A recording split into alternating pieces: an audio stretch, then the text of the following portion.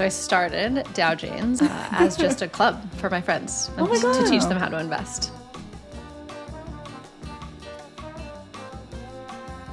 When I was young, I thought I wanted to be the first woman president. Don't let that dream die. Yeah, I think everyone can use you right now. And what are some financial mistakes you think other people make? Like a year before starting Dow Janes, I was scooping ice cream. And I mean, I started Dow Janes with my best friend. Like, do I have any skills? Am I going to be good at anything? I'm going to propose to my boyfriend. What are you claiming in that moment? I know You a lot of Nick. Yeah.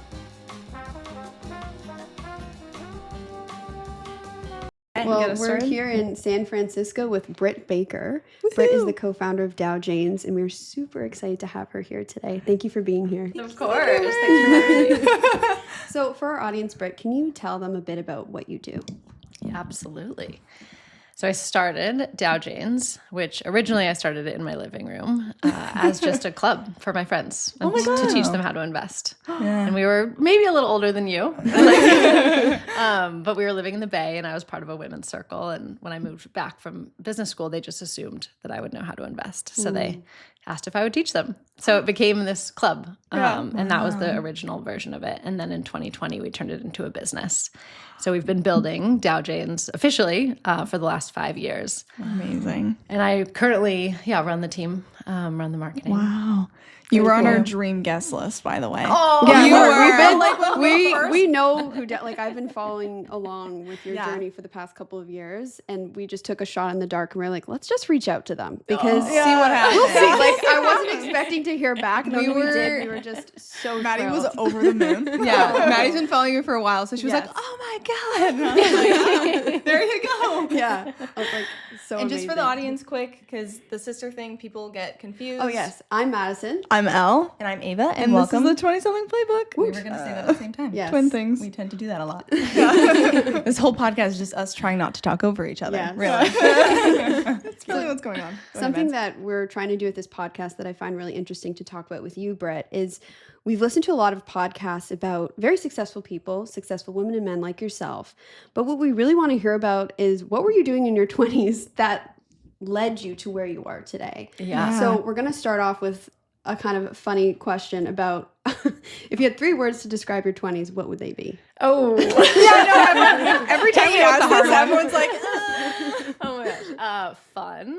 okay, good. That's positive. Spontaneous and lighthearted. Oh, That's beautiful. What did your 20s look Positive. like for you? Like, what were you doing around that time? Let's see. So 20s, first half of the 20s, I was in college. So as I mentioned, I started at Santa Clara University, transferred to Georgetown. So both Jesuit schools, but very different. West Coast, East Coast.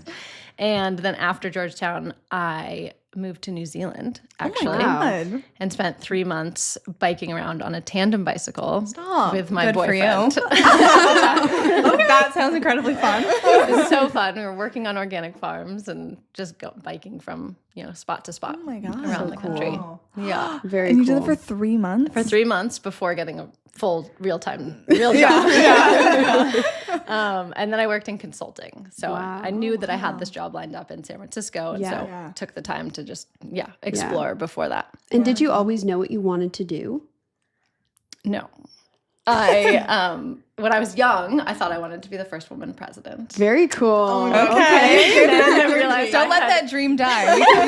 Yeah, Everyone now. can use you right now. Britt, we love you, please. realized politics probably weren't for me. Yeah. And then I've always loved business. And so figured I would do something in business, but didn't know what. And so with consulting, I actually recommend consulting to everyone because you learn so much so quickly and you work with really smart people. Wow. And you work across lots of different industries. Yeah. So I worked for like a toy company and a company that installed HVAC systems and a company that made like trucking equipment. And so you just like, you see a lot. Yeah. What does a day as a consultant look like? Like, what did you do day to day? You are doing like research and analysis, making PowerPoint slides, like defending arguments, giving presentations. Yeah. Wow. So it's a lot of, it's critical thinking. Yeah. But you learn a lot of like tangible work skills that you can apply anywhere really. Wow. That's really interesting. Is there a belief you had in your 20s that turned out to be completely wrong when you got older?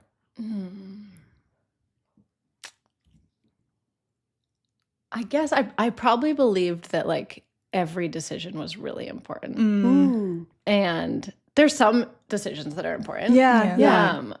But like things can change. Like I was not on a path that I, had to be on. Have made so many lefts and rights. Let's hear about those pivot moments, because I feel like the 20s are full of those, and it can feel like the end of the world when you're in the middle of a pivot sometimes. Yeah, totally. Maddie knows that all too well. So after consulting, I spent 3 years working in consulting. That was when I spent my summer in Toronto. Very cool. Okay. Yeah. Okay. The company I worked for was called Monitor Group, and we had offices all over the globe. And so I worked out of the Toronto office. Ooh. So cool.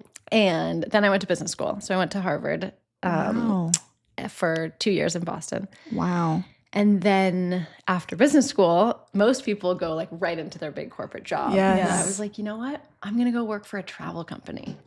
And so I got a job with Backroads, which is this biking company. They take families on vacations. And I worked in Wyoming for a summer. Wow. Taking families on biking and hiking trips. So fun. Reconnected with my now husband. Oh my god. Oh my goodness. Okay, so that's where you found him. What? That's where you found him. I met him in San Francisco in my 20s at a bar. And then we stayed in touch, and 3 years later. Wow. Slow burn. Long game. Slow burn. Okay, how did you do that? Were you always in love, or was it like eventual, like, oh, we do love each other? He was always in love, and I took my time to find love. I was 25 when I met him, so I needed to like live my life. Yeah. You're like, I'm young. I have time. Yeah. Say that to her, because she gets I'm all freaked out. 25, and my 25th birthday, I was single on my 25th birthday, and I just had a moment where I was like, I'm single. Am I doing okay? You're But doing you're fine. Great You're time doing to be good. single. Yeah, You're fine. I'm enjoying it. It's like that's the time. Yeah, no, it's been fine. fun, honestly. Yeah. For someone feeling lost in their 20s, what's the first step you'd recommend they take? Remember that, like, even if you're lost, there's something that you love. Yeah. And that, like, just remembering that you're going to keep finding your way. Yeah. And that you don't have to have it figured out. Someone once told me you don't have to have it figured out till 40. Whoa. I like that. Gives us lots of time. I was like, that's late. Okay. You know what, though? A little bit before that. Our mom did a career change like at 40. Yeah. So she did. She never found know. herself through that job. So Yeah. listen, it's never too late. No. Don't let the 20s get you down. No. Yeah, I everything's think the gonna be 20s okay. are really for like exploring. Yeah. Exploring, sexually, career-wise. Yeah. Like, You're just like, get do it whatever you all want. out. Yeah. And then like start to like narrow in on your thing. Yeah, exactly. You can Yeah. kind of find a path to kind of narrow down. What do you feel like is a financial mistake you made, if you feel like you made one, and what would you do differently? I would love to speak to financial mistakes other people make. Go for it. If you have stories, share them. Yeah, please. I will tell you one. A financial mistake that I made was never investing in my 401k. I like didn't know about them, I had a really good financial education. I talk about this a lot. At Dow Janes. Like my parents taught me about compound interest when I was 7. I like knew That's the right. value They of groomed you investing. early.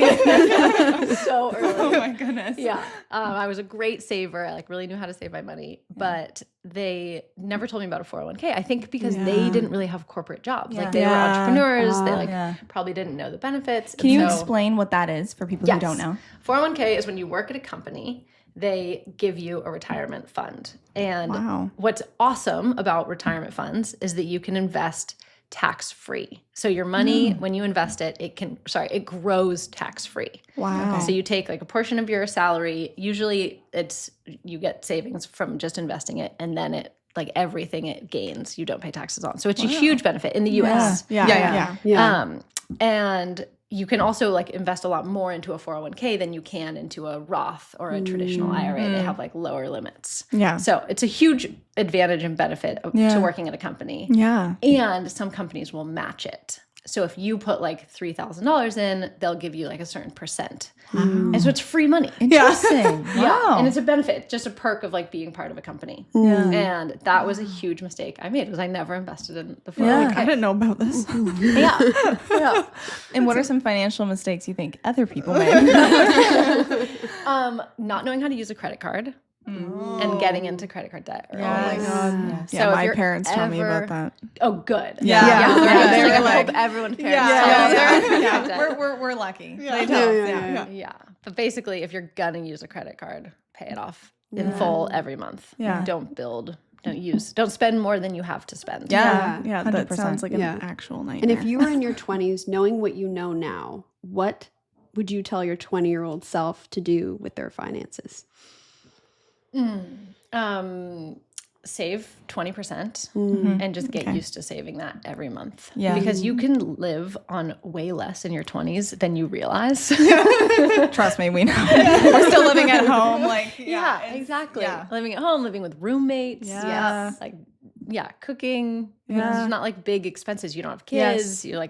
You can live within your means. Yeah. And so if you just get used to that lifestyle early, it'll then serve you in your 30s and 40s and 50s. Okay, what was your biggest career pivot or unexpected twist in your 20s? Yeah. So back to the kind of Yes. chronology. After the Backroads, after the summer working in Wyoming, I got a job at a food tech startup based in the Bay Area. That was one of my missions was to get more healthy food in the hands of more people. And so there was this like healthy vending machine where they put vending machines with salads in schools and businesses, but with this idea of just getting it, like making it more available. Yeah. Yes. And so it's called Bite, worked for Bite Foods for a year. And from there was my biggest pivot, which was they had a hard time getting financing. They were a startup, and so they laid off a bunch of folks. I was laid off, and I was like, what am I going to do? Oh no. I'm in my 20s, early 20s, late 20s, maybe early 30s. And at that point, I did yoga teacher training. Oh. I worked at an ice cream shop. Wow. I did it was all. doing some like consulting for my friend's business on the side. Wow. And it was this time of like, oh, this is an opportunity to just like explore like again. that. Like Yeah. I kind of narrowed in, and now options are open Yeah. again. Yeah. And then I started working for this company that helped people apply to business school. Wow. So it was like consulting, business school consulting, where yeah. you basically help people with their resume and figuring out who they are and their life story and then writing essays. Yeah. And that pivot from like Bite to that smorgasbord of jobs and then to Dow Janes. Yeah. I was like, Smorgasbord. wow. Like, what? You can do anything. Oh my So goodness. just to like remind people that the path is not linear. No, Yes. Like it's a not. year before starting Dow Janes, I was scooping ice cream. That's Yeah. I love that. really good for everyone That's a to great hear. analogy for your 20s. You go from scooping ice cream to starting a business. Totally. And a successful one at that. And Yes, so Dow very. Janes, you didn't think it would be a business to start? It was just kind of like something you were doing with your friends? And then when did that click for you that you thought it could be a business? It clicked for me while I was on a yoga retreat. It just like came to me. I was like, Yeah. oh, we need to bring this to way more people. Yes. Because I was out, friends would say, when's the next Dow Janes meeting? Like, I Yeah. need to come. And I was like, oh, there's a real hunger Yes. for this. Like women in their late 20s, early 30s who like don't know what to do with Yeah. their finances. Yeah. Yeah. And so I went to my best friend, Lorianne from Canada, and said, do you want to start this? And so we started it in January of 2020, right before COVID. Oh, wow. And then we built the business that first year of COVID. Do you feel like COVID affected it at all or no, because it was online? It affected a lot. It affected like, we were building an online business. Yeah. Yeah. And everyone started doing online courses Yeah. during COVID. So it was like perfect time. So that was good time for It was you a then. great time. Good, And very there were good. no distractions. Like I'm very social and there was nothing happening. So I just built build a the business. business. You had to lock down. Exactly. Lock down and figure out Locked Facebook in. ads. Yeah. Hilarious. Okay. Is there a book or podcast that you read in your 20s that you feel like shaped your path or who you are? Or that you just recommend to other people? I loved Big Magic. Okay. Oh. That's a good one. And just a reminder, she also has this. Have you heard of? It's called. I think it's called The Hummingbird. Path Oh, of the I feel like The I've Flight heard of the of that. Hummingbird. I feel like Okay. I've Are these seen books? The Flight of the Hummingbird is like a video it. Okay. Ooh. talk Okay.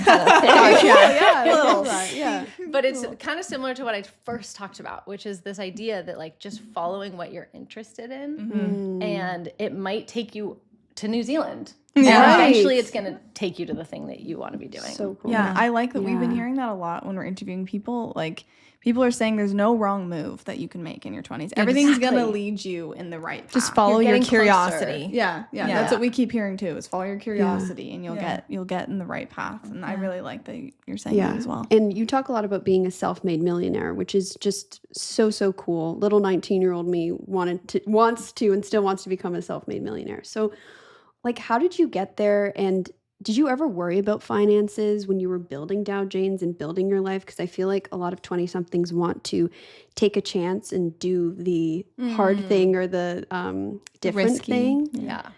So I'm pretty conservative financially, and it was risky to start this business. And so instead of jumping ship, I actually did both jobs at the same time. So I kept that job working as a business school consultant, admissions consultant. Yeah.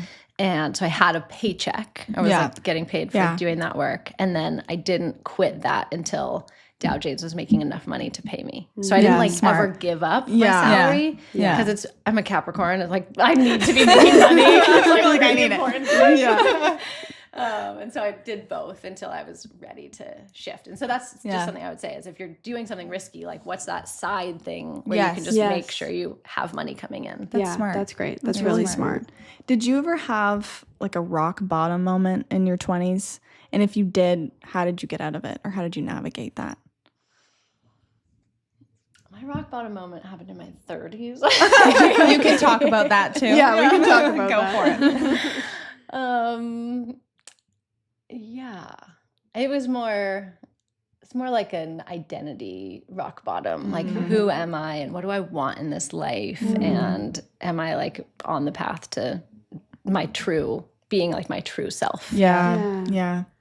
Which I think for me had to happen in my 30s because I didn't like know myself well enough yet. Well, you were exploring in your 20s. Yeah. You're busy in New Zealand. I'm just going to live. Girl's busy. Have time to figure out herself. She's busy. How do you feel, like, what do you think helped you get through that? Was it just keep going, or was there anything else? It was coming back to what do I love? And I love to dance and I love community and I love, I've learned that I love alone time. Which for someone very social, that's surprising. Yeah. It was a moment where I was like, a Friday night by myself listening to music and cooking? What? This is new. And so sounds really nice. Yeah. It was, it's a beautiful way to just, get to know yourself better. Yeah. I have a question. Did you ever feel conflicted between what you wanted to do and the kind of lifestyle you wanted? Because I feel like some people like work-wise want a certain thing, but then lifestyle-wise want something else. Yeah. I think I've always been this way, but I will also give my husband some credit. We are total minimalists. And he is even more so than I am. Just like loves simplicity. Yes. And that is a really inexpensive lifestyle. Yeah. We live in an 800 square foot home. We have a 2000 Chevy Astro van.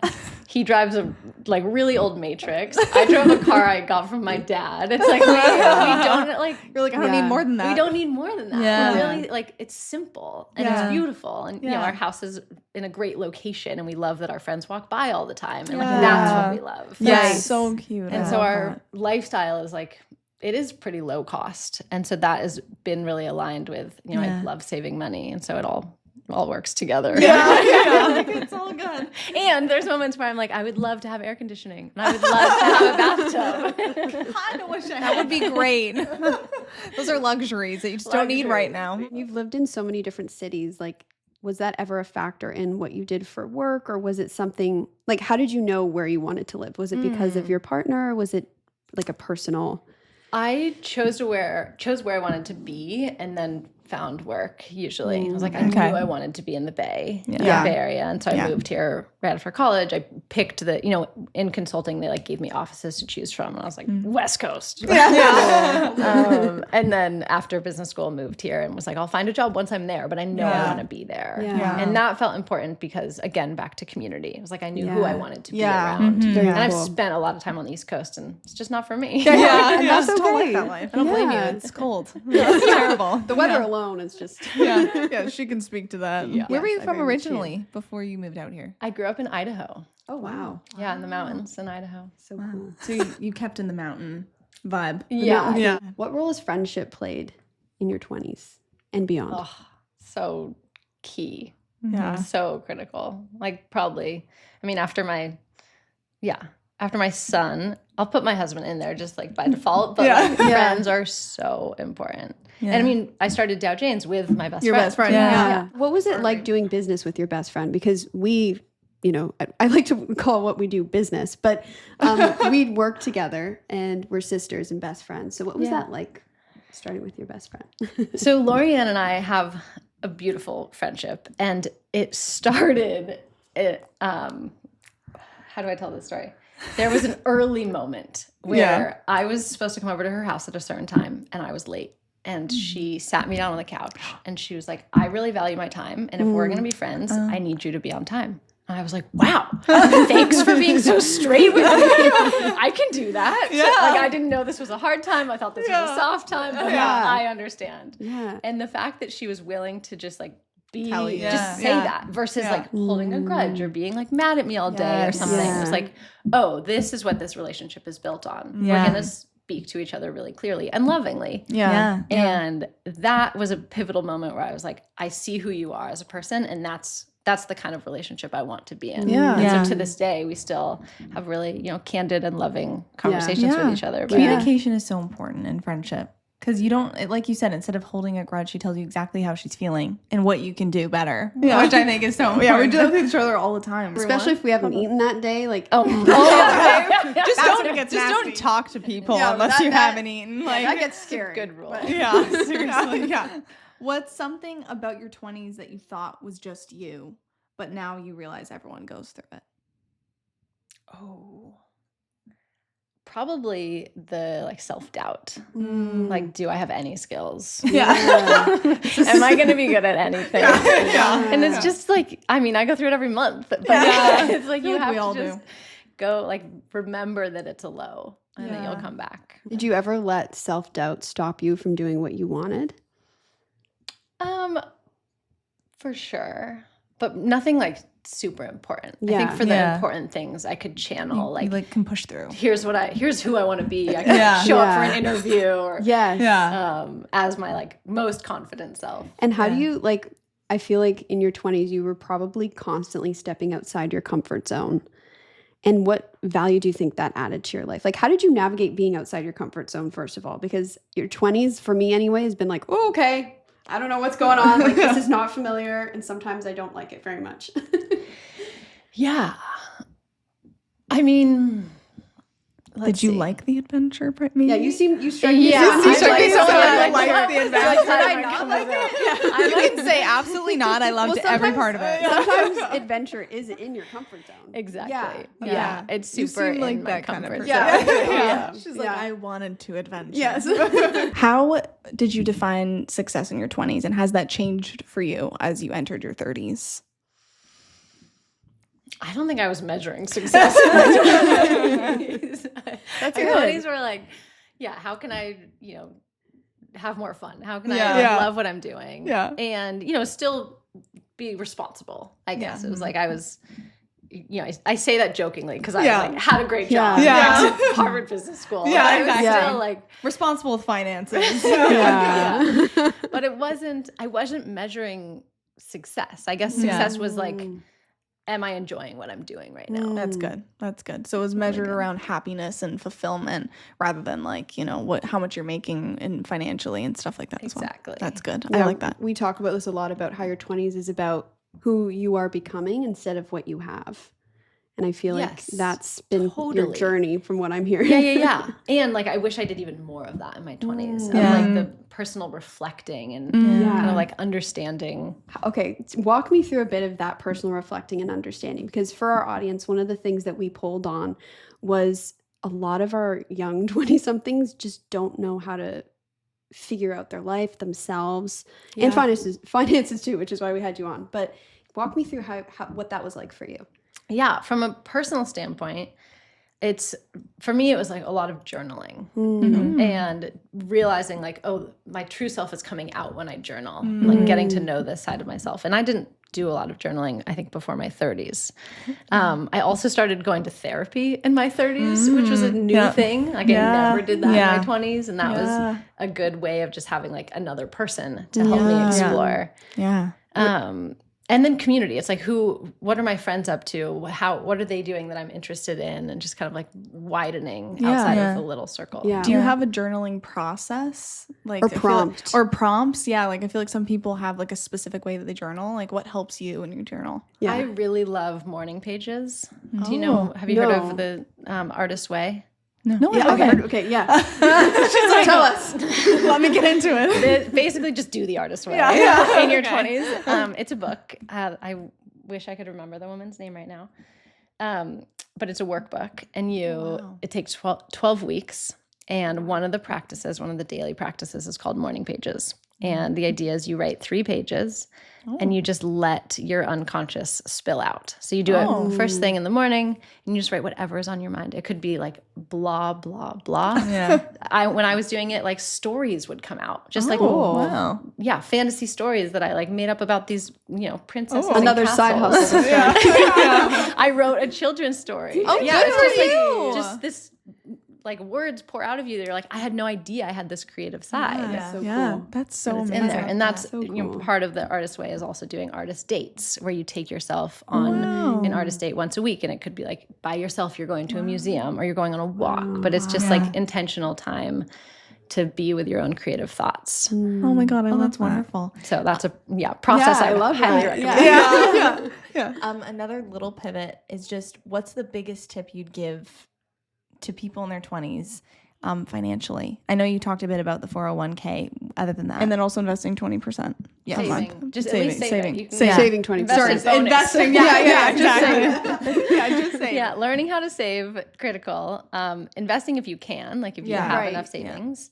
But really, I would say it's just like learning. One of the things we talk about in Dow Janes is learning how to align your spending with your values. And so as much as you can get in touch with what your values are versus spending it on what your friends are spending money on. Right. Or like keeping up by buying the things that your friends are buying. But really asking yourself, like, what do I value? Do I value like nice clothes, or do I value like going to a new place, like an experience? Or like what are the things that really matter to me? And then decide what you are going to spend on and what you aren't going to spend on. I love that. We talk about that a lot. One thing that I love to spend, well, I don't love spending money on it, but I love to travel. And for me, that never feels like a waste, because I'm getting an experience and I'm going to explore and like that kind of thing. And we talk about that a lot. I feel like for me, that's like, okay, that's where I want to put my money when I'm able to.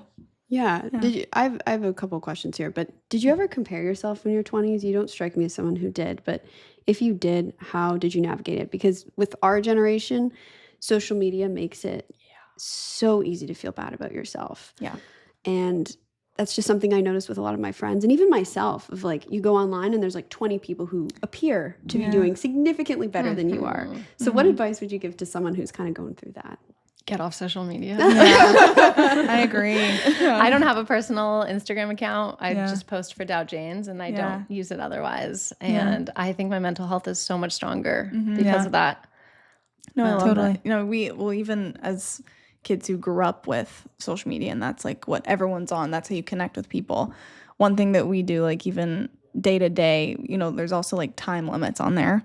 I mean, I agree with you where if I could go back in time, I just wouldn't even make one in the first place. But I was like 10 years old when it came out, and I was a dancer. Yeah, but I was also like a competitive dancer, and it was just photos of me when I was 10 with like my leg up, and I was like, I love dance. And I was like, that was like it's funny too, because how it started, like I remember when it started, and it was just pictures of you and your friends. Like we were all like 10-year-olds. It was very innocent like, when it started. Very innocent. Yeah. And then as we got into high school and as, entered our 20s, it's become something that can but be it's very a great, negative. It's a great tool though. Like you use it for marketing with Dow Janes, and you built your whole business online. So I think it can be a great tool, but but focusing on it as a tool, I think is a great way for us to use that energy. Or if you want to stay on it, just be diligent about who you follow. It's like follow things that inspire you. Follow things that make you feel better about yourself. I actually was telling my mom this recently. I was like, because you can mute people online as well. It's like it gets kind of tricky, because if you follow someone but you're kind of in the same circle maybe, and you don't want to unfollow. Unfollow. Don't want to create drama. Just click the little mute button, guys. Totally. And I was telling my mom, I told my mom this recently because she's in her 50s and she's very tech savvy, but she was like getting down by some people that she was seeing on there, and I was like, Mom, you can click the mute button. She's like, my days are so much better because it sounds simple, but it really does work. It does. It does. You have to curate it like everything else in your life, like the people that you surround yourself with. Like you have to curate your social media. Yeah, as well. social media is the same. Yeah, which is insane. Yeah. But Circling back to therapy, what therapy have you found to be most helpful for you? I wish I knew the whole gamut. I've never done CBT therapy, but I think that would probably be good for me. I did talk therapy. And, I went through multiple therapists, and so I had to find one that felt right for me. That's very important. 100%. Super important. We work with a mental health nonprofit. Oh, cool. So Yeah, they're actually based out of My Resource. They're based out of San Francisco. Oh, sweet. Yeah. Awesome. Yeah. I would basically say, like, find someone who is like playing the role you want them to play. And I wanted like a mother figure, someone who would just like remind me that I was loved. And so my therapist, I found someone who was like just really sweet. And I didn't need someone who was mean or hard or like helping me see like the other side. I was like, no, just show me that I'm right. Finding the right therapist is a huge part of getting the right help. We talk about this a lot with the nonprofit we work with. For Madison, it was EMDR and internal IFS. family systems therapy. I had a bit more severe mental health challenges. Like, we needed a bit more, but that's been so transformative for me in my 20s. Is therapy. And we've been talking to a lot of our guests about that too in their 20s and beyond. For some of our guests, therapy was what kind of gave them the tools to figure out what they wanted to do with their lives, which I'm like, that's great. It's an amazing tool. And with like, there's therapy and then there's coaching, but that's the other avenue where it's just like someone to kind of guide you through the questions. What should I be asking myself in my 20s? I think people, I never even thought about using a coach in my 20s, but that would have been so helpful. So true. How have you looking back in your 20s, how did you transform? Like what changed the most about yourself in that decade, do you think? There was a moment, I think it was probably my Saturn return. So like 28. Everyone is talking about I think at least 3 or 4 of our guests have mentioned this. Big deal. Every time I'm like, this is I didn't even know about this until the podcast. Like everyone's talking about it. A week and a half of like Saturn returns. So what happened to you? So Saturn return, it can hit around like 28 to 30 years old. And this was a moment where I had been living my life, not like for my dad, but I'd been living in a way that was like, I'm going to do the decision that my dad would like look positively upon. So I'm going to transfer to Georgetown and I'm going to work in consulting and I'm going to go to business school. And then when I was, I think 29 maybe, I was like, I'm going to propose to my boyfriend. And I want to live this life with him that is like pretty different from this trajectory that I was on. And so I called my parents. I was like, I'm going to propose to Nick. And I did. I proposed. Oh my gosh. Which is a whole nother story. But it was this moment where I was like, I'm going to claim my life. And I'm going to make this decision. Like, I don't know if they would. They love Nick now. But at the time, they were like, I don't know. Like, he's so different from you. And it was a moment where I was like, this is what I want. This is the life that I want to lead. And this is like who I want to be. And I'm claiming it. Oh my God. And I'm guessing he said yes. He said yes. very different Saturn Yeah, return. yeah, if you yeah. didn't. Yeah. So is Saturn return a positive thing? Like it's like Yeah. the kind of like Just for our audience, for context. Yeah. can you Yeah. tell a bit? Yeah. I mean, I'll share what I know. Yeah, Saturn yeah. return Go is ahead. like an astrological concept that when you are, it happens at a different time for everyone, but usually between the ages of 28 and 30, it's like Saturn has returned into your. Whoa. Wow. I'm not sure. Yeah. Exactly. But it's this moment where you really, kind of similar to my story, it's like you get to become who you really are. And so it's this shift of like, what are you claiming in that moment? Wow. I noticed you a lot claimed of Nick. Yeah, no, she claimed Nick. She said he's mine. She got him. She claimed her husband. Yeah. I noticed a lot of my friends have gotten married at like 28. And I was like, is that a Saturn return connection? Maybe it is. Maybe. Maybe Claiming it is. life. Yeah, I feel like claiming life and husband. A very important thing to claim. Did you ever get like, you don't strike me as someone who would feel concerned about this, but did you ever feel concerned being a woman about your fertility? Because that's something that I've read about in your 20s of how it starts to go down in your 30s. And that, like, when I first started reading that, I got really stressed. But did you ever have feelings around that? Yeah. I almost froze my eggs. I was very close to freezing my eggs. And I didn't. And my belief system is just like one of trust. Yeah. And so I trusted that like if it was meant to be, it would be. Yeah. But that's also, you know, I can say that now that I Yeah. have a kid. What I do want to say is that when I was stressed about it, I talked to a woman who was, she's like a doula for women who are trying to give birth and, to get pregnant. And she's just like a woman doctor, support person. Yeah. And what she told me that was really helpful was that once you have your first kid, it's almost like your body's age goes down. Interesting. And it then like having your second kid is just like easier for your body. And so it just gave me a lot of peace to just know that like, because I was waiting, like I didn't have my first kid until I was 35, I think 35 or 36. And I was like, that's kind of late. And so just to know that like my body's age is actually like a little bit younger than that. That's really interesting. I actually read something and I forget where it was, but it said something like women who have children after 33 get like all these other like benefits to their health. Apparently they have like, a that's longer interesting. lifespan. Don't quote me on that. Yeah, no, I think I it was remember something. you telling me about that. Yes, that they had like a higher chance of living to 90 and beyond or something. Wow. So it's looking good for you, Britt. It makes sense. I mean, the amount of time I spent chasing my 1.5-year-old around the house, like I feel keeping young. you One last question I'd love to ask is, did you ever get like, okay, two actually.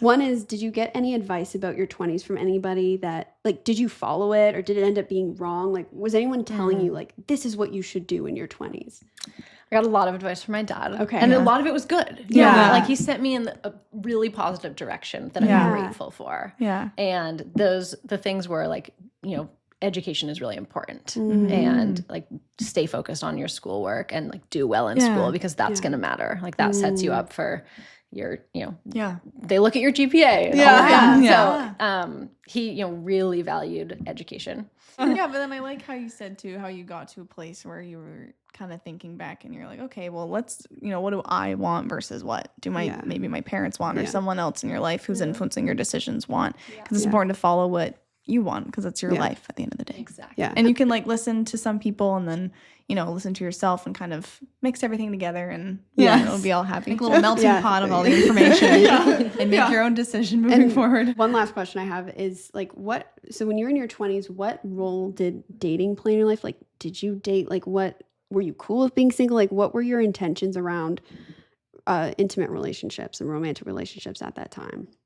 So I planned to get married and have kids by 25. Wow. I was at least. My parents had me at 20, I think 25. And so it was like, I what wanted your to parents see. do. I was like, they were so young when they had us. And so I had this like, this big goal. That's a big goal. Big goal. And looking back on it, like that was so young. Yeah. And so, you know, I was like very actively dating and had very serious relationships and ultimately, like each one was like, this isn't quite right. Yeah. And so I'm not going to have kids at 25. Yeah. And that was a smart choice. Yeah. Well, it's funny. When I turned 25, my parents were married with a house at 25. And that was my crisis of, even though I wasn't consciously thinking like this is my goal in life, there's a subconscious part of me that was comparing me to my parents and wondering, who else in my life? Because even like my aunts and uncles and grandparents, they all started dating so much younger that it made me feel like, am I okay? And I'm so glad that I didn't. Yeah. Like you learned so much more about yourself in that in the 25 to 30 New time Zealand. Like